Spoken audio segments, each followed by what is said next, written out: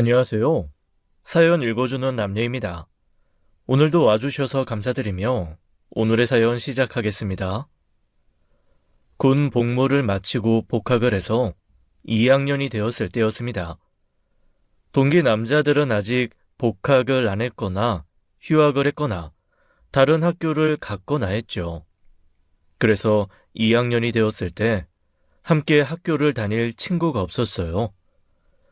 혼자 밥 먹고 혼자 도서관 가는 게 일상이었습니다. 그래서 동아리에 가입하기로 마음먹었죠. 고심 끝에 여행 동아리를 선택했습니다. 조용히 여행이나 다니면서 천천히 사람들과 친해지면 되겠다 싶었거든요. 첫 동아리 모임 날 저는 떨리는 마음으로 동아리 방 문을 열었어요. 그날 그 자리에서 저는 한 여자 후배를 만났습니다. 길고 긴 저와의 악연을 이어갈 여자와의 첫 만남이었어요. 동아리 활동을 하면서 저희는 자연스럽게 자주 마주치게 되었어요. 그러다 함께 여행 계획을 짜는 회의에 참석하게 되었고, 그때부터 조금씩 대화가 늘어났습니다. 후배는 제 말을 귀 기울여 들어주었고, 저도 모르게 그 후배와 이야기하는 시간이 편안하게 느껴졌어요. 가끔은 저녁을 함께 먹기도 했죠. 그러다가 저희는 연인이 되었습니다. 여자친구는 정말 헌신적이었습니다. 제 수업 시간표를 외우고 있다가 수업 끝나는 시간에 맞춰 문자를 보냈어요. 과제 마감 일도 저보다 먼저 챙겨주었죠. 처음에는 그런 관심이 고맙고 신기했습니다. 누군가가 저를 이렇게까지 신경 써준다는 게 믿기지 않았거든요. 하지만 시간이 지나면서 조금씩 달라졌어요. 여자친구는 제가 다른 여학생과 조별 과제 이야기를 나누는 것조차 싫어했습니다. 하루에도 몇 번씩 전화가 왔죠. 지금 어디 있는지, 누구랑 있는지 확인하는 전화였어요. 저는 점점 숨이 막히는 기분이 들기 시작했죠. 하지만 여자친구가 좋았기에 참았습니다. 첫 연애였기에 연인들은 다 그러는 줄 알았기도 했고요. 대학 3학년 여름방학 때 아버지가 갑자기 돌아가셨습니다. 심근경색이었어요. 아침에 멀쩡하시던 분이 저녁에 쓰러지셨죠. 병원으로 옮겼지만 이미 늦었습니다. 저는 장례식장에서 넋을 놓고 앉아 있었어요. 여자친구가 장례식장으로 달려왔습니다. 그리고 저보다 더 큰 소리로 울었어요. 어머니를 꽉 껴안고 오열하며 위로했죠. 장례 절차도 여자친구가 나서서 알아봐 주었습니다. 저는 그저 멍하니 그 모습을 지켜볼 뿐이었어요. 아버지가 돌아가신 후 어머니는 혼자 남았습니다. 집이 너무 크고 외롭다고 하셨어요. 결국 어머니는 집을 정리하고 제가 다니는 대학 근처로 이사를 결심하셨죠. 저도 자취하던 원룸을 정리하고 어머니 집으로 들어갔습니다. 어느 날 어머니와 함께 대형 마트에서 장을 보고 나왔어요. 마트 입구에서 여자친구와 우연히 마주쳤죠. 저는 그 자리에서 어머니에게 여자친구를 소개했습니다. 저번 장례식 땐 내가 경황이 없어서 인사도 못했네요. 미안해요. 언제 우리 집에 한번 놀러 와요. 내가 맛있는 거 해줄게요. 네, 어머님, 감사합니다. 그날 이후 여자친구는 자주 우리 집을 찾아왔습니다. 어머니가 설거지를 하면 옆에서 거들었어요. 청소기를 돌리고 빨래를 개는 일도 도맡아 했죠. 어머니는 여자친구가 올 때마다 환하게 웃으셨습니다. 준혁아, 가희 그 애 참 착하더라. 이런 며느리감 흔치 않아. 너 놓치지 마라. 아유, 아직 결혼은 일러요, 엄마. 그러니까 그때까지 놓치지 말라는 말이지. 여자친구는 어머니 생신 때 고급 화장품 세트를 선물했습니다. 명절이 되면 한복을 곱게 차려입고 우리 집에 왔어요. 어머니가 운영하시는 작은 반찬 가게에도 자주 들러 일을 도왔죠. 어머니는 여자친구를 친딸처럼 아꼈습니다. 저는 여자친구와 어머니가 친해지는 게 좋았어요. 하지만 가끔 이상한 느낌이 들었습니다. 오늘 가희 와서 같이 점심 먹었어. 너 수업 가서 혼자 심심했는데 마침 왔더라고. 가희가 오늘 왔어요? 아니, 나한테는 말도 안 했는데. 그래? 너한테 말 안 했어? 그날 밤 여자친구에게 전화를 걸었습니다. 가희야, 오늘 우리 집 왔다 갔어? 아이, 나한테 말이라도 하지. 어머님 혼자 계실 것 같아서. 미안, 깜빡했네. 저번에 어머님이 나보고 자주 오라고 하셨어. 외로우시대. 그래, 알았어. 다음엔 말해줘. 전화를 끊고 나니 왠지 모를 불편함이 남았습니다. 여자친구가 저 없이도 어머니와 따로 만난다는 사실이 조금 부담스러웠어요. 하지만 어머니가 좋아하시니 뭐라 할 수는 없었죠.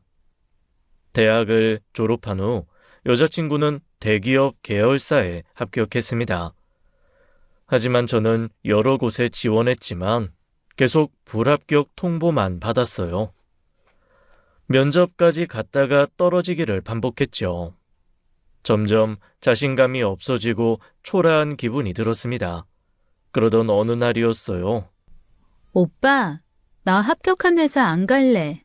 오빠랑 같이 다시 취업 준비할래. 뭐? 아이, 지금 무슨 소리야? 진심이야. 나 혼자 취업하면 오빠랑 시간 안 맞잖아. 같은 회사 들어가서 같이 출퇴근하고 싶어. 가희야, 말도 안 되는 소리 하지 마. 대기업 계열사를 왜 포기해? 오빠가 더 중요하니까 제발 같이 준비하자. 이건 정말 아니다 싶었어요. 사실 그동안 저도 쌓인 게 많았습니다. 여자친구의 집착 때문에요. 이건 아니야, 가희야. 내가 떨어졌다고 네 인생까지 이렇게 망치면 안 되지. 정신 차려. 망치는 게 아니라 오빠랑 함께하고 싶은 거야. 왜 이해를 못해? 이해? 이건 집착이야, 집착. 너 자꾸 도를 넘잖아.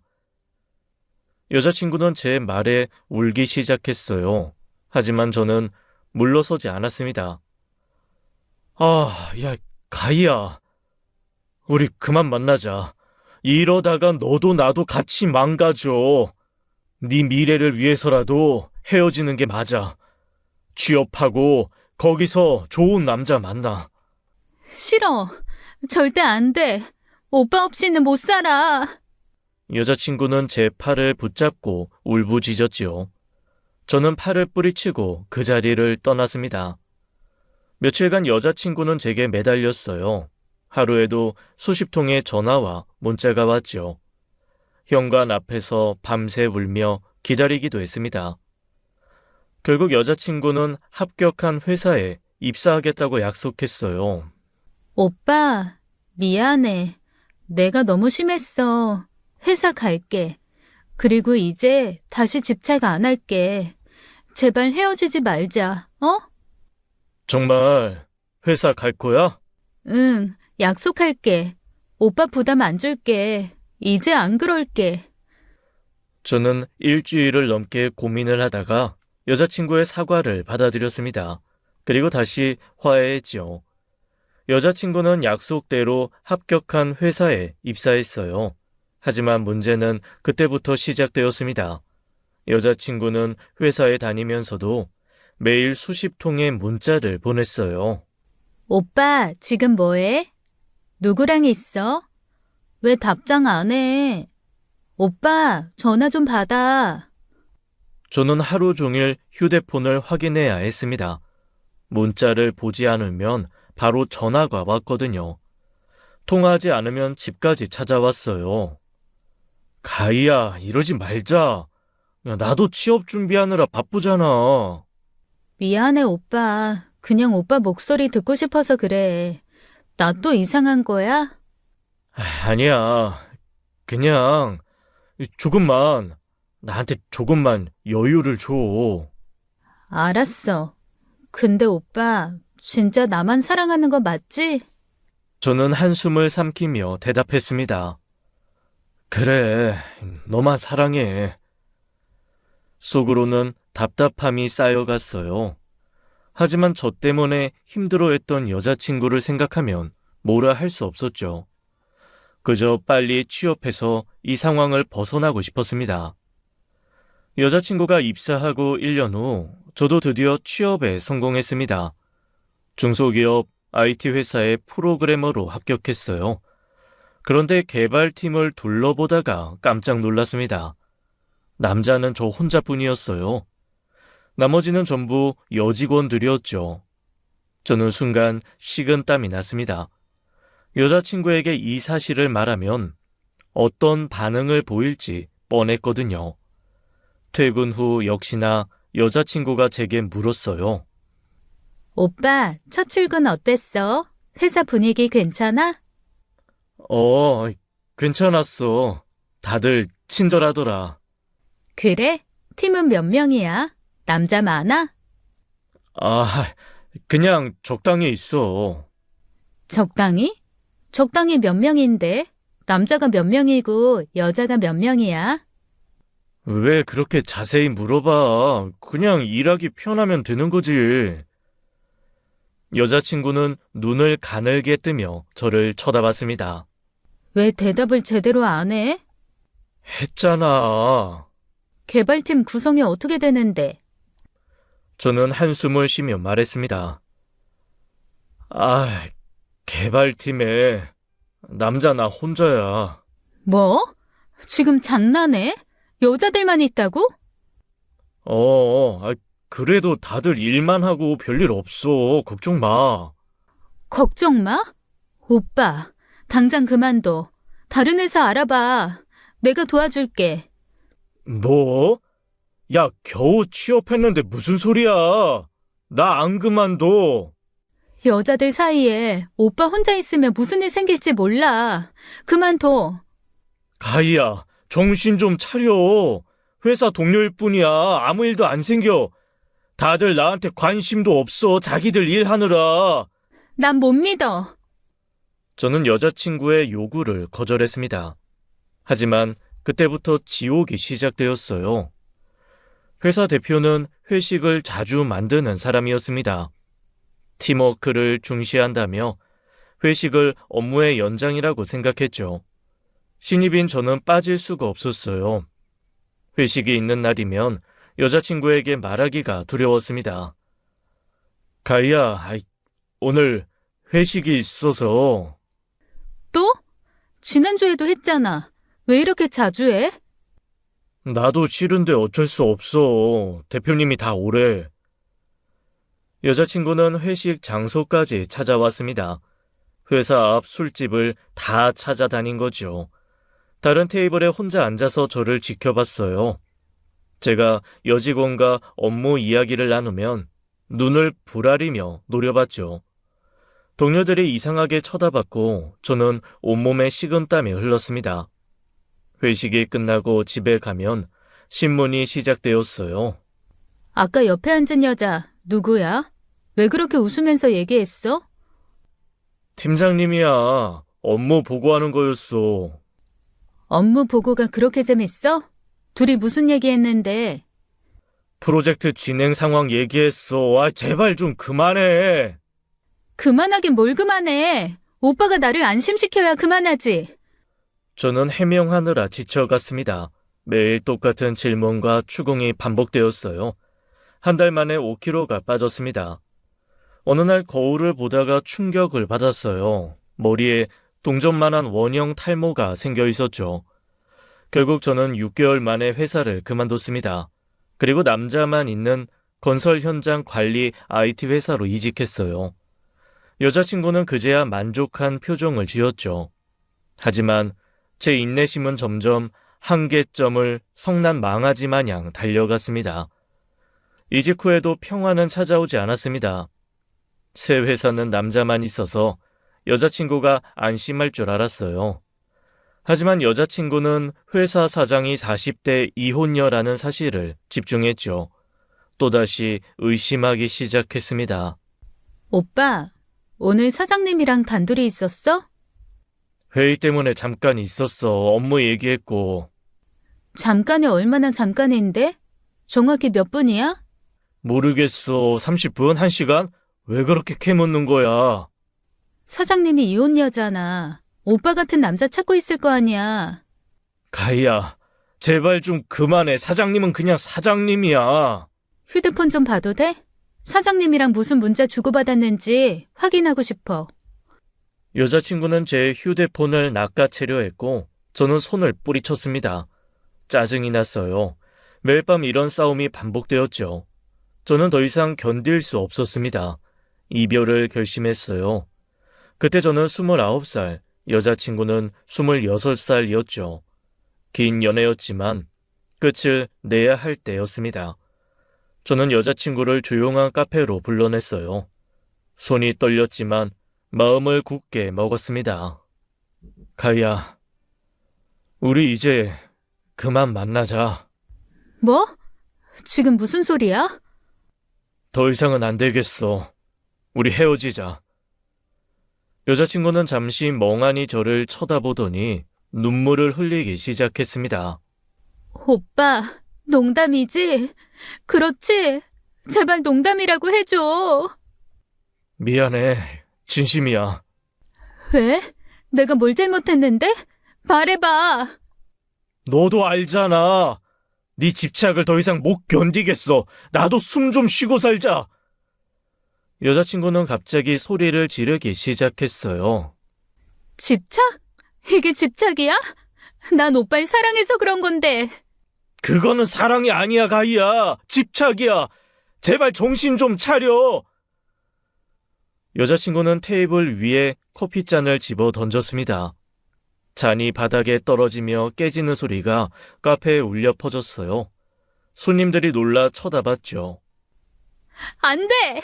절대 못 헤어져! 여자친구는 제 팔을 붙잡고 매달렸습니다. 카페 직원이 황급히 경찰에 신고했어요. 얼마 후 경찰이 도착했습니다. 경찰은 우리를 진정시키고 각자 집으로 돌아가라고 했어요. 저는 먼저 자리를 떠났지만 여자친구는 제 뒤를 따라왔습니다. 집 앞 현관문까지 따라와서는 문 앞에 주저앉아 울었죠. 오빠, 문 열어줘. 제발. 얘기 좀 하자. 저는 문을 열지 않았습니다. 그러자 여자친구는 어머니에게 전화를 걸었어요. 어머님, 저예요. 가희요. 준혁 오빠가 저랑 헤어지자고 해요. 제발 오빠 좀 설득해주세요. 어머니는 저를 불러 전화를 바꿨습니다. 준혁아, 가희가 울면서 전화했는데 무슨 일이야? 싸운 거야? 엄마, 제 일이니까 신경 쓰지 마세요. 그래도 가희가... 엄마, 제발요. 이거 제가 결정할 일이에요. 저는 전화를 끊고 짐을 쌌습니다. 집에 있을 수가 없었어요. 여자친구는 밤새 현관문 앞에서 울었죠. 저는 새벽에 몰래 집을 빠져나와 사우나로 향했습니다. 한 달 동안 사우나를 전전하며 지냈어요. 여자친구의 전화와 문자는 끊임없이 왔지만 저는 모두 차단했습니다. 이제 정말 끝이라고 생각했죠. 사우나에서 한 달째 생활하던 어느 날 새벽이었습니다. 저는 휴대폰 진동 소리에 잠에서 깼어요. 화면을 확인하니 모르는 번호였죠. 부재 중 전화가 수십 통 쌓여 있었습니다. 저는 한숨을 쉬며 화면을 내리려다가 문자 내용을 보고 얼어붙었어요. 어머니, 병원, 뺑소니라는 단어가 눈에 들어왔죠. 손이 떨리기 시작했습니다. 저는 급히 그 모르는 번호로 전화를 걸었어요. 오빠, 드디어 받았네. 어머님이... 여자친구의 목소리는 울먹이고 있었습니다. 알고 보니 여자친구가 병원 관계자 핸드폰으로 제게 연락을 한 거였어요. 여자친구 핸드폰은 차단을 했으니까요. 가희야, 진정하고 천천히 말해. 우리 엄마 어떻게 됐어? 어머님 집 앞 골목에서 뺑소니를 당하셨어. 지금 땡땡 대학병원 응급실에 계셔. 빨리 와. 뭐? 뺑소니? 지금 갈게. 저는 급히 옷을 입고 사우나를 뛰쳐나갔습니다. 택시를 잡아타고 병원으로 달려갔어요. 가슴이 쿵쾅거렸죠. 온갖 생각이 머릿속을 스쳐 지나갔습니다. 병원에 도착해 응급실로 뛰어 들어갔어요. 대기실에는 여자친구가 눈이 퉁퉁 부은 채 앉아 있었습니다. 저를 보자마자 여자친구가 벌떡 일어났어요. 오빠, 어머님 지금 수술 중이야. 도대체 무슨 일이 있었던 거야? 뺑소니라니. 오빠 만나러 어머님 집 앞을 지나가다가 골목에 쓰러져 계신 어머님을 발견했어. 바로 119에 신고했고, 엄마 상태는 어때? 머리를 많이 다치셨대. 의사 선생님이. 여자친구는 다시 울기 시작했습니다. 저는 의자에 주저앉았어요. 다리에 힘이 풀렸죠. 얼마나 시간이 흘렀을까요? 수술실 불이 꺼졌습니다. 의사가 마스크를 벗으며 나왔어요. 보호자분이시죠? 네, 맞습니다. 저희 어머니 괜찮으신가요? 수술은 성공적으로 끝났습니다. 골든타임 안에 병원에 오지 않았다면 위험했을 거예요. 그럼 이제 괜찮으신 건가요? 일단은 고비를 넘기셨습니다. 중환자실에서 경과 지켜봐야 돼요. 감사합니다, 선생님. 정말 감사합니다. 저는 안도의 한숨을 쉬었습니다. 그리고 옆에 서 있던 여자친구를 꽉 껴안았어요. 가희야, 고마워. 정말 고마워. 네가 아니었으면... 여자친구는 제 품에 안긴 채 눈물을 흘렸습니다. 저도 여자친구의 등을 토닥이며 함께 울었습니다. 그 순간 여자친구에 대한 모든 원망이 사라졌어요. 여자친구는 제 어머니의 생명을 구한 은인이었죠. 집착도 의심도 그 모든 것이 사소하게 느껴졌습니다. 어머니는 수술 후 중환자실에서 일주일을 보냈습니다. 그리고 일반 병실로 옮겨졌어요. 일반 병실로 옮긴 이후 여자친구는 회사에 휴가를 내고 매일 병원에 왔습니다. 단 하루도 빠지지 않았죠. 식사를 챙기고 몸을 닦아드리며 헌신적으로 간병했죠.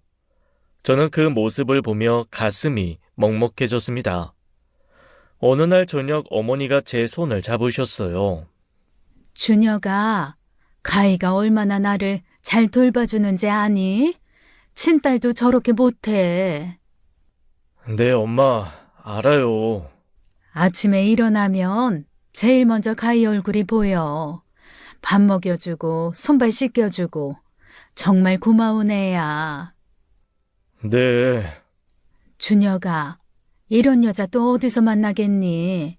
가희 놓치지 마라. 제발 부탁이야. 엄마, 제가 알아서 할게요. 혼란스러웠습니다. 여자친구에게 고맙고 미안한 마음이 점점 커져갔어요. 이별을 통보했던 일이 후회되기 시작했습니다. 한 달이 지나 어머니가 퇴원할 날이 다가왔어요. 여자친구는 절 병원 카페로 불러냈습니다. 커피를 마시며 어색한 침묵이 흘렀죠. 오빠, 나 할 말이 있어. 말해봐. 오빠, 우리 다시 만날 수 없을까? 제발 한 번만 더 기회를 줘. 가희야. 내가 잘못했어. 정말 많이 반성했어. 오빠한테 너무 집착했고 의심만 했고 미안해. 여자친구의 눈에서 눈물이 흘러내렸습니다. 나 정말 변할게. 진심이야. 오빠 믿을게. 다른 여자 만나도 참을게. 회식 가도 안 따라갈게. 약속해. 진심이야?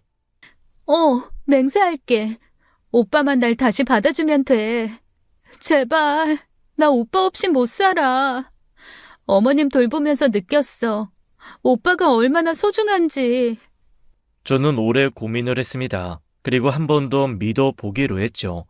그렇게 우리는 다시 연인 관계로 돌아왔어요.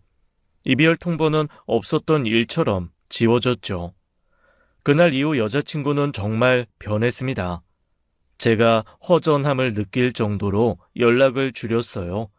오히려 제가 먼저 전화를 할 정도였죠. 집착을 하는 일도 없어졌습니다. 그렇게 2달이 지났습니다. 준혁아, 너 이제 30 아니냐? 내년이면 30이에요, 엄마. 그럼 이제 결혼 준비해야지. 가희랑 언제 결혼할 거야? 엄마, 아직 그런 얘기는... 아직은 무슨 아직이야. 나이도 있고. 가희도 착한 앤데 뭘 더 망설여? 너희가 한두 애를 만났니? 생각해 볼게요. 생각만 하지 말고 실행해. 알았지? 그날 밤 저는 침대에 누워 생각했습니다. 여자친구와의 미래를 진지하게 고민하게 되었어요. 결혼이라는 단어가 더 이상 낯설지 않았죠. 어머니의 생명을 구해준 여자친구였습니다. 이제는 책임을 져야 할 때라고 생각했어요. 저는 고급 레스토랑을 예약했습니다. 여자친구와 마주 앉아 촛불 아래서 식사를 했어요. 손이 떨렸지만 용기를 냈죠. 가희야, 나랑 결혼해 줄래? 여자친구는 눈이 커지더니 눈물을 흘리기 시작했습니다. 오빠, 진심이야? 좋아. 정말 좋아. 고마워. 내가 잘할게. 부모님께 인사드려야겠다. 언제 뵐 수 있을까? 부모님? 일주일 후에. 아니, 2주일쯤 뒤에? 아버지가 좀 바쁘셔서. 오래 연애했지만 여자친구는 한 번도 집을 보여준 적이 없었습니다. 저는 여자친구가 가난해서 부끄러워하는 거라고 생각해 왔어요. 하지만 제 착각이었죠. 여러 가지 의미로요. 2주일 후 저는 여자친구 부모님에게 인사를 드리러 갔습니다. 시내를 벗어나 한적한 곳으로 들어갔죠. 도착한 곳은 고급 주택단지였습니다. 가희야, 여기 맞아? 응, 맞아. 오빠 들어가자. 경비실을 통과하니 넓은 정원이 있는 2층 단독 주택이 나타났습니다. 저는 입이 벌어졌죠. 여자친구는 상당히 부잣집 딸이었던 겁니다. 현관문을 열고 들어서자 깔끔하게 정돈된 거실이 보였습니다. 고급 가구들과 벽에 걸린 그림들이 눈에 들어왔어요. 어머니, 아버지, 저희 왔어요. 어서 오게. 자네가 준혁이군. 이야기 많이 들었네. 안녕하세요. 박준혁입니다. 한복을 곱게 차려입은 여자가 나왔습니다. 어머, 준혁군 왔어요. 어서 들어와요. 저는 준비해온 인사말이 머릿속에서 사라졌습니다. 예상과 완전히 달랐거든요. 저녁 식사는 한정식으로 차려졌습니다. 테이블 위에는 수십 가지 반찬이 놓여 있었어요. 아버님은 제 직업과 가정 환경을 자연스럽게 물었습니다. 저를 평가하는 듯한 눈빛이었어요. 어머님도 조심스럽게 저를 살피는 것 같았죠. 식사가 끝나고 아버님은 저를 서재로 불렀습니다. 아버님은 가희를 잘 부탁한다며 결혼을 허락했어요. 저는 안도의 한숨을 쉬며 서재를 나왔습니다. 여자친구와 함께 집을 떠나 차에 탔어요. 오빠, 고마워. 잘 견뎌줬어. 근데 가희야, 왜 진작 말 안 했어? 이렇게 부자인 줄 몰랐잖아. 미안해. 오빠가 부담스러워할까봐 말 못했어. 화났어? 아니, 그냥 놀랐어. 저는 고개를 끄덕였지만 마음 한구석이 무거웠습니다. 뭔가 석연치 않은 느낌이 들었거든요. 하지만 결혼을 허락받았다는 안도감에 그 생각을 밀어냈죠. 앞으로 행복할 일만 남았다고 스스로를 다독였습니다. 본격적으로 결혼 준비를 시작했어요. 저는 여자친구와 결혼 박람회에 갔습니다. 웨딩 드레스를 고르고 스드메의 패키지를 알아보며 즐거운 시간을 보냈어요. 여자친구는 환하게 웃으며 이 드레스 저 드레스를 입어봤죠. 저도 덩달아 행복한 기분이 들었습니다. 저녁에는 이탈리안 레스토랑에서 식사를 했어요. 파스타와 스테이크를 먹으며 결혼 이야기를 나눴죠. 식사 후 근처 카페로 자리를 옮겼습니다. 결혼은 언제쯤 하는 게 좋을까? 내년 봄? 응, 좋아. 봄에 하면 날씨도 좋고. 예산은 어느 정도로 잡을까? 우리 형편에 맞게 적당히 하자. 너무 무리하지 말고. 응, 알았어. 그럼 갑자기 여자친구의 얼굴이 하얗게 질렸습니다. 배를 움켜쥐더니 급하게 일어났어요. 오빠, 미안. 화장실 좀. 여자친구는 화장실로 뛰어갔습니다. 저녁을 잘못 먹어 탈이 난 것 같았죠. 그때 테이블 위 여자친구 가방에서 문자 알림음이 울렸습니다. 한 번, 두 번, 세 번 연속으로 울렸죠. 저는 중요한 연락일 수도 있다고 생각했습니다. 가방에서 여자친구 휴대폰을 꺼냈어요. 화면에 문자 미리 보기가 떠 있었습니다. 저장되지 않은 번호였어요. 입금 안 하면 신고한다 는 문구가 보였습니다. 저는 깜짝 놀랐습니다. 무슨 내용인지 확인해야 할 것 같아서요. 오랜 연애로 알고 있던 여자친구의 핸드폰 패턴 비밀번호를 입력했습니다. 사실 이전에 슬쩍 보고 의도치 않게 알게 된 패턴이었어요. 제가 아는 걸 여자친구는 모르고 있었죠. 휴대폰이 열렸어요. 문자함을 확인하니 같은 번호에서 온 문자가 수십 통 쌓여 있었습니다. 전화 피하지 마. 법적 조치 들어간다. 채무 불이행 고소한다. 협박성 문자들이었어요. 저는 손이 떨리기 시작했습니다. 다른 문자함도 확인했죠. 여러 대출 회사에서 온 연체 독촉 문자가 보였습니다. 카드사에서 보낸 문자도 쌓여 있었어요. 연체 30일 초과, 신용 등급 하락 예정, 법적 절차 진행 예정. 저는 휴대폰을 든 손이 떨렸습니다. 심장이 빠르게 뛰었어요. 이게 대체 무슨 일인지 이해할 수 없었죠. 부자 집안이라고 생각했는데 왜 이런 문자들이 쌓여 있는 걸까요?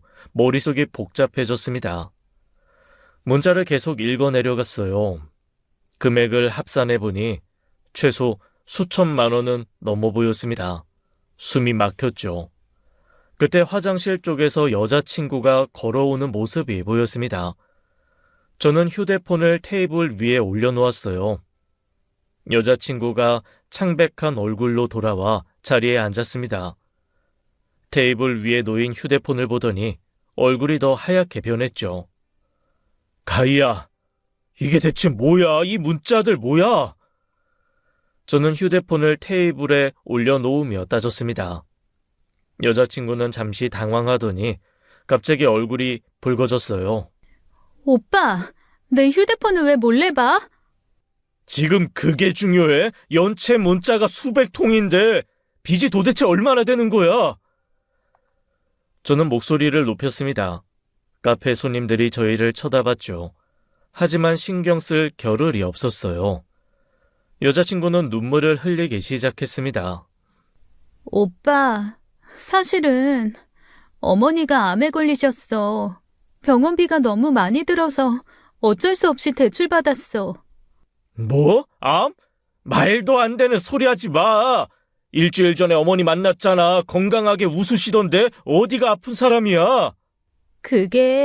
그때는 상태가 좋을 때였어. 오빠한테 걱정 끼치기 싫어서. 가희야, 제발 정신 좀 차려. 계속 거짓말 할래? 여자친구는 울음을 그쳤습니다. 멍하니 앉아있더니 다시 흐느끼기 시작했어요. 말 못해? 그럼 결혼 없던 일로 하자. 나 더 이상 못 참아. 오빠, 안 돼. 제발 그러지 마. 그럼 진실을 말해, 지금 당장. 여자친구는 한참을 울다가 떨리는 목소리로 말했습니다. 오빠, 말할게. 다 말할게. 제발 용서해줘. 일단 들어보고 그 다음에 결정할 거야. 여기선 말할 수 없어. 내일 내가 문자로 보내는 주소로 와줘. 거기서 다 보여줄게. 주소? 무슨 주소? 제발, 내일, 내일 와보면 다 이해할 거야. 저는 한숨을 쉬었습니다. 알았어. 하지만 또 거짓말하면 정말 끝이야. 알았어. 오빠 알았어. 저는 자리에서 일어났습니다. 여자친구는 테이블에 엎드려 울고 있었어요. 저는 뒤도 돌아보지 않고 카페를 나왔죠. 집으로 가는 길, 머릿속이 복잡했습니다. 여자친구가 저에게 뭘 숨기고 있는 걸까요? 수천만 원의 빚은 대체 어디에 쓴 걸까요? 가슴이 답답했어요. 집에 도착해서도 잠을 이룰 수 없었습니다. 천장만 멍하니 바라보며 내일을 기다렸죠. 다음 날, 저는 여자친구가 보낸 주소를 찾아갔습니다. 그곳은 재개발 예정 지역의 낡은 빌라촌이었어요. 페인트가 벗겨진 3층 건물 앞에 여자친구가 서 있었죠. 여자친구는 저를 보자마자 미안한 표정으로 고개를 숙였습니다. 오빠, 왔어? 여기가 어디야? 여기 진짜 우리 집. 여자친구는 작은 목소리로 말하며 계단을 올라가기 시작했어요. 저는 멍하니 뒤를 따라갔습니다. 2층 현관문을 열고 들어서자 싸구려 소주 냄새가 코를 찔렀습니다. 현관 입구에는 빈 소주병들이 널려 있었어요. 담배 꽁초가 가득한 재떨이도 보였죠. 낡은 소파에 50대 후반으로 보이는 남자가 누워 있었습니다. 러닝 차림에 배가 나온 모습이었어요. TV를 보고 있던 남자가 저를 보더니 눈을 가늘게 떴죠. 아버지, 제가 말씀드렸던 남자친구예요. 결혼하고 싶은 사람. 저는 입이 벌어진 채 굳어버렸습니다. 일주일 전에 본 그 정장 차림의 남자는 대체 누구였던 걸까요? 남자는 비틀거리며 일어났습니다. 아유, 그래? 이리 와, 앉아. 남자는 저를 소파에 앉게 했어요. 그리고 담배를 한 대 꺼내 물었죠. 자네 직업이 뭔가? 프로그래머입니다. 월급이 얼마나 되는데? 내 딸 먹여 살릴 수 있어? 네, 그럭저럭 괜찮습니다. 아, 그럭저럭? 정확히 말해봐. 남자는 1시간 넘게 저에게 설교를 늘어놓았습니다. 담배 연기를 내뿜으며 이것저것 물어봤어요. 핵심은 결혼 후에도 자신을 금전적으로 책임져야 한다는 내용이었죠. 내 딸 데려가려면 나도 챙겨야 해. 알겠어? 네. 저는 대충 듣는 척했습니다. 더 이상 견딜 수가 없었어요. 죄송하지만 급하게 일이 생겼습니다. 먼저 일어나겠습니다. 저는 자리에서 일어나 여자친구 집을 나왔습니다. 머릿속이 혼란스러웠죠. 일주일 전에 본 그 사람들은 대체 누구였던 걸까요? 여자친구가 뒤따라 나왔습니다. 오빠 잠깐만. 저는 빌라 입구에서 멈춰 섰습니다. 왜 거짓말을 한 거야? 왜? 어떻게 말해? 저런 사람이 내 아버지라는 걸. 저런 집을 어떻게 보여줘? 여자친구는 눈물을 흘리며 울먹였습니다. 오빠가 실망할까봐 무서웠어. 나 떠날까봐 두려웠어. 그래서 그래서 뭐? 대체 어떻게 한 건데? 처음에 소개한 그 사람들은 누구야? 돈 주고 연기자들 고용했어. 집도 단기 렌트했고. 뭐? 연기자? 집도 빌린 거라고? 미쳤니? 어떻게 그런 거짓말을? 미안해. 오빠, 정말 미안해. 가희야, 난 가난한 건 상관없어. 나도 부자가 아니니까. 그런데 이렇게 사람을 속이는 건 용서할 수 없어. 내가 너를 이제 어떻게 믿겠어? 오빠, 제발 용서해줘. 다시는 안 그럴게. 우리 시간을 좀 갖자.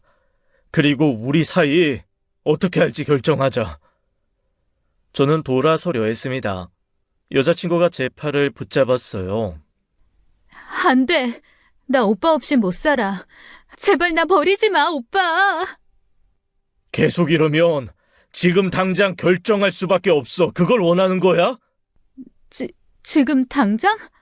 지금 오빠 마음은 뭔데? 말해봐. 헤어지는 거야.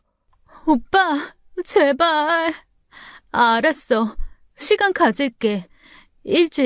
일주일만, 어? 제발 오빠, 화 풀고 좋은 쪽으로 잘 생각해줘. 제발. 여자친구는 떨리는 손으로 제 팔을 놓았습니다. 주저앉아 울고 있었죠. 저는 뒤도 돌아보지 않고 차로 걸어갔습니다. 시동을 걸고 핸들을 꽉 쥐었어요. 백밀러의 여자친구가 바닥에 주저앉아 우는 모습이 보였죠. 저는 차를 출발시켰습니다. 여자친구를 사랑했던 건 사실입니다. 하지만 이런 식으로 저를 속인 건 용서할 수 없었어요. 가난한 게 문제가 아니었습니다. 거짓말이 문제였죠. 연기자를 고용하고 집을 렌트해서까지 저를 속였다는 게 믿기지 않았어요. 핸들을 꽉 쥔 손이 하얗게 질렸습니다. 아무리 좋게 생각하려 해도 용서하기 어려웠어요. 일주일 동안 저는 밤낮으로 고민했습니다. 잠도 제대로 못 자고 밥도 거의 먹지 못했어요. 여자친구와의 추억이 계속 떠올랐죠. 첫 만남, 첫 데이트, 함께 웃던 순간들, 여자친구의 헌신적인 모습도 생각났습니다. 무엇보다 어머니의 생명을 구해준 일이 머릿속을 떠나지 않았어요. 하지만 거짓말은 용서하기 어려웠습니다. 그럼에도 그동안 쌓인 정 때문에 헤어지는 결정이 쉽지 않았어요. 마음이 계속 흔들렸죠. 며칠째 되는 날, 저는 곰곰이 계산을 해봤습니다. 여자친구의 휴대폰에서 본 문자들을 떠올렸어요. 대출 연체 문자들을 합산하면 빚이 최소 수천만 원은 넘었죠. 그리고 독촉 문자를 보낸 사람은 5천만 원을 요구했습니다. 그런데 이상했어요. 집 렌트 비용이 얼마나 될까요? 하루에 많아야 100만 원 정도일 겁니다. 연기자 고용 비용도 많아야 몇백만 원이었겠죠. 아무리 계산해도 5천만 원이 나올 리 없었습니다. 1,000만 원도 안 될 거예요. 그럼 나머지 돈은 어디에 쓴 걸까요? 저는 확신하게 되었습니다. 여자친구가 또 무언가 거짓말을 하고 있다고요. 집 렌트와 연기자 고용은 일부일 뿐 다른 큰 비밀이 있는 거였어요. 더 이상 속을 수 없었습니다. 거짓말 위에 거짓말을 쌓는 사람과는 함께할 수 없었죠. 결국 저는 최종 결심을 했습니다. 헤어지기로요. 오랜 연인이었던 만큼 얼굴을 보고 정리하는 게 예의라고 생각했어요. 저는 휴대폰을 들고 여자친구에게 전화를 걸었습니다. 가희야, 나야. 오빠 다 생각했어? 용서해주는 거야? 만나서 얘기하자. 지금 어디야? 나 집에 있어. 내가 지금 갈게. 전화를 끊고 저는 한숨을 쉬었습니다. 무거운 마음으로 차 키를 들었어요. 여자친구가 사는 낡은 빌라촌을 향해 차를 몰았죠. 저는 여자친구 집 앞 좁은 골목에 차를 세웠습니다. 잠깐 나오라는 문자를 보낸 후 차 안에서 기다렸어요. 심호흡을 하며 마음을 가다듬었죠. 잠시 후 여자친구가 나오는 모습이 보였어요. 그런데 갑자기 옆 골목에서 남자 한 명이 나타났습니다. 30대로 보이는 남자가 여자친구의 팔을 거칠게 낚아챘어요. 야, 이년아! 전화를 왜 안 받아? 어? 남자는 욕설을 퍼부으며 고함을 질렀습니다.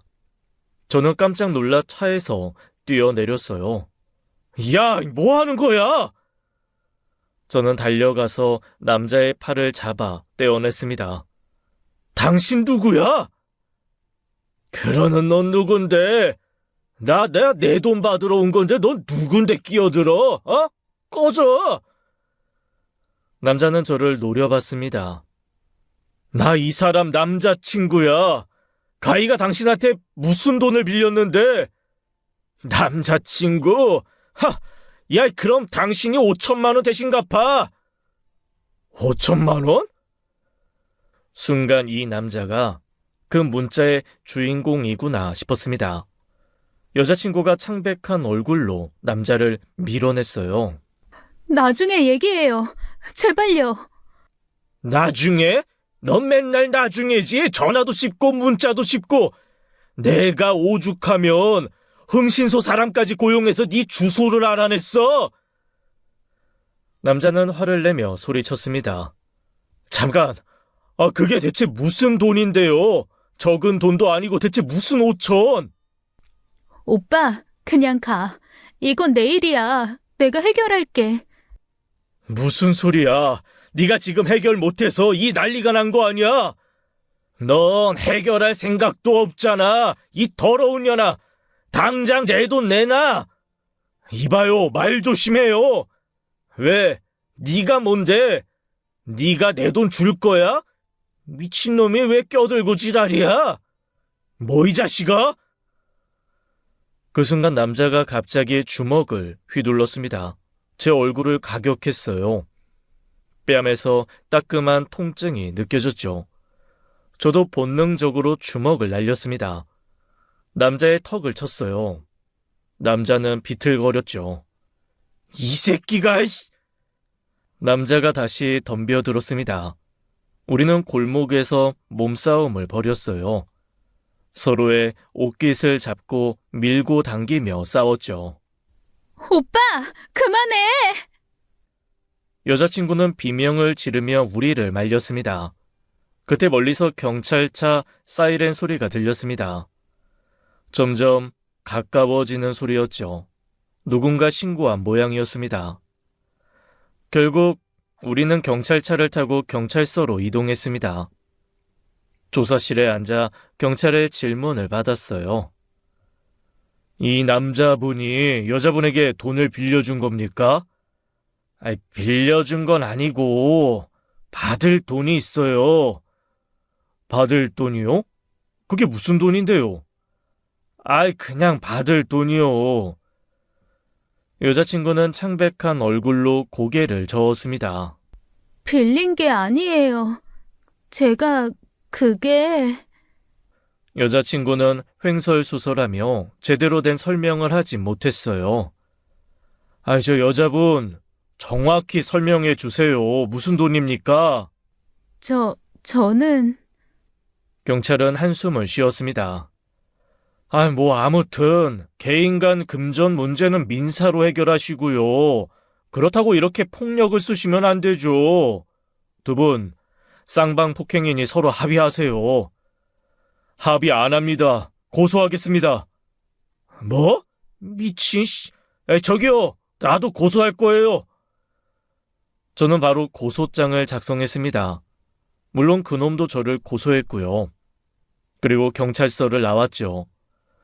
밖으로 나오자 남자가 다시 시비를 걸까 싶어 저는 여자친구 손을 잡아 끌어 차로 향했어요. 여자친구를 조수석에 태우고 그 자리를 빠져나왔죠. 차 안은 침묵이 흘렀습니다. 저는 참았던 분노가 폭발했습니다. 그 남자가 대체 누구야? 5천? 대체 그게 무슨 돈이야? 말할 수 없어. 말할 수 없어? 5천 원도 아니고 5천만 원인데 말을 못해? 오빠, 제발. 나랑 결혼하려던 사람이 5천만 원 개인 빚이 있는데 묻지 말라고? 여자친구는 고개를 저으며 울기만 했습니다. 알았어, 좋아. 우리 헤어지자. 나 더 이상 못 해먹겠다. 안 돼. 오빠, 안 돼. 여자친구는 비명을 지르며 제 팔을 붙잡았습니다. 운전 중인 제 팔을 흔들어댔어요. 나 지금 운전 중이잖아. 싫어. 헤어지지 말자. 제발. 나 오빠 없이 못 살아. 여자친구는 제 팔을 더 세게 잡아당겼습니다. 놓으라고. 위험하잖아. 그 순간 핸들이 크게 꺾였습니다.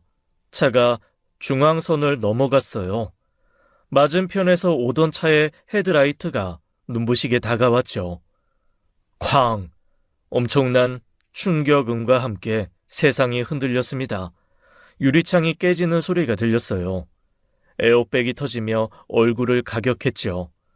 그리고 모든 게 어두워졌습니다. 눈을 떴을 때는 하얀 천장이 보였습니다. 병원 침대 위였어요. 몸 여기저기가 욱신거렸죠. 정신 차리셨네요. 교통사고 당하셨어요. 보호자 부르겠습니다. 저는 멍하니 천장을 바라봤습니다. 여자친구는 어떻게 됐을까? 머릿속이 복잡했죠. 잠시 후 병실로 어머니가 들어오셨습니다. 준혁아, 정신 차렸니? 괜찮아? 네, 엄마. 가인은 어떻게 됐어요? 가희도 크게 다쳤어. 다른 병원에 입원해 있대. 그래요. 저는 안전벨트 덕분에 큰 부상 없이 일주일 만에 퇴원했습니다. 퇴원 후 여자친구가 입원한 병원으로 찾아갔어요. 병실 문을 열고 들어갔습니다. 여자친구는 침대에 깁스한 채 누워 있었어요. 갈비뼈와 쇄골 골절, 그리고 다리 부상이라고 했죠. 오빠, 왔구나. 미안해. 내가 너무 흥분해서. 살아있네. 그거 확인하러 온 거야. 네가 내 차에서 죽었으면, 아니, 불구가 됐으면 내 마음도 편하지 않았을 테니까. 아닌 거 확인했으니 됐다. 오빠, 제발. 이번엔 진짜야. 다시는 연락하지 마. 저는 차갑게 말하고 병원을 나섰습니다. 여자친구는 저를 급하게 따라 나오려 했지만 몸이 따라주지 못했죠. 뒤에서 여자친구가 우는 소리가 들렸지만 돌아보지 않았어요. 집으로 돌아온 저는 일에만 집중했습니다. 여자친구를 잊기 위해 미친 듯이 일했어요. 2주가 그렇게 지나갔습니다. 어느 날 경찰서에서 전화가 왔습니다. 박준혁 씨 맞으시죠? 어머님 뺑소니 범인 잡았습니다. 뭐라고요? 정말요? 네, 경찰서로 와주시겠습니까? 저는 급히 경찰서로 향했습니다. 드디어 범인을 잡았다니 믿기지 않았어요. 조사실 문을 열고 들어섰습니다. 그런데 그 순간 저는 얼어붙었습니다. 수갑을 찬 채 앉아있는 남자, 아는 남자였어요. 여자친구에게 5천만 원을 요구하며 저와 싸웠던 바로 그 남자였습니다. 이 사람이요? 네, 맞습니다. 아시는 분입니까? 네, 알아요. 이 사람이 제 여자친구, 전 여자친구랑 금전 문제로 얽혀 있었어요. 폭행 사건도 있었고요. 저는 경찰에 모든 걸 설명했습니다. 골목에서 벌어진 일, 5천만 원 요구, 폭행 사건까지요. 경찰은 고개를 끄덕이며 기록했습니다. 뭔가 이상하네요. 저희가 좀 조사를 해보겠습니다. 이틀 후 경찰에게서 연락이 왔습니다. 저는 급히 경찰서로 향했죠. 그 남자가 자백했습니다. 자백이요? 뭘요? 강민수라는 남자인데요. 이가희 씨의 사주를 받고 박준혁 씨 어머님을 일부러 차로 쳤다고 합니다. 뭐라고요? 저는 귀를 의심했습니다. 이가희 씨가 돈을 주고 강민수에게 뺑소니를 부탁했다고 자백했습니다. 증거도 확보했고요. 그게 무슨... 저는 다리에 힘이 풀려 주저앉았습니다. 경찰이 황급히 저를 부축했어요. 머릿속이 하얗게 변했습니다. 여자친구가 제 어머니를 구해준 게 아니라 다치게 한 장본인이었습니다. 믿을 수가 없었어요. 숨이 막혔죠. 괜찮으세요? 물 좀 드릴까요? 제가 속은 거예요? 네, 그렇게 보입니다. 이가희 씨는 현재 살인교사 혐의로 조사 중이고요. 저는 의자에 앉아 고개를 떨어뜨렸습니다. 온몸이 떨렸어요. 여자친구는 교사 혐의로 경찰 조사를 받았습니다. 끝까지 아니라고 부인하더군요. 하지만 강민수가 모든 사실을 자백했죠. 증거도 확보되었습니다. 검찰은 여자친구를 살인교사 및 상해 혐의로 기소했습니다. 재판이 시작되었어요. 저는 법정에 앉아 여자친구를 바라봤습니다. 여자친구는 피고석에 앉아 있었어요. 창백한 얼굴로 고개를 숙이고 있었죠. 결국 징역 12년 선고를 받았습니다. 여자친구는 고개를 들었어요. 그리고 저와 눈이 마주쳤어요. 눈물을 흘리며 입모양으로 말했죠. 미안해라고요. 저는 고개를 돌렸습니다. 더 이상 볼 이유가 없었어요. 법정을 나와 어머니를 만났습니다. 어머니는 큰 충격을 받으셨어요. 자신을 구해준 줄 알았던 사람이 실제로는 자신을 다치게 한 장본인이었다니요. 어머니는 한동안 말을 잃으셨습니다. 저는 결심했습니다. 아무도 모르는 다른 도시로 이사를 가기로요. 어머니도 동의하셨어요. 이사 전날, 저는 짐을 정리했습니다. 그동안 추억이 담긴 사진들을 꺼냈어요. 여자친구가 준 선물들도 모았죠. 모두 쓰레기 봉투에 담아버렸습니다. 새로운 도시에 도착했습니다. 작은 아파트를 얻어 조용히 생활을 시작했어요. 어머니는 점점 건강을 회복하셨죠. 저는 새 직장을 구했습니다. 매일 출퇴근하며 평범한 일상을 살았어요. 그리고 1년이 지났습니다. 어느 날 출장길에 우연히 여자친구가 복역 중인 교도소 근처를 지나게 되었어요. 차창 밖으로 교도소 건물이 보였죠. 저는 힐끗 보고는 그대로 지나쳤습니다. 멈출 이유가 없었어요. 더 이상 궁금하지도 않았죠. 이제 저는 그 악몽 같았던 시간을 잊기로 했습니다. 거짓된 사랑도 배신도 모든 걸 뒤로 했어요. 앞으로는 제 자신만의 평범하고 조용한 삶을 살아가기로 마음먹었죠. 지금까지 사연 읽어주는 남녀였습니다. 끝까지 함께 해주신 여러분 감사드리며 저희는 다음 사연으로 돌아올게요. 감사합니다.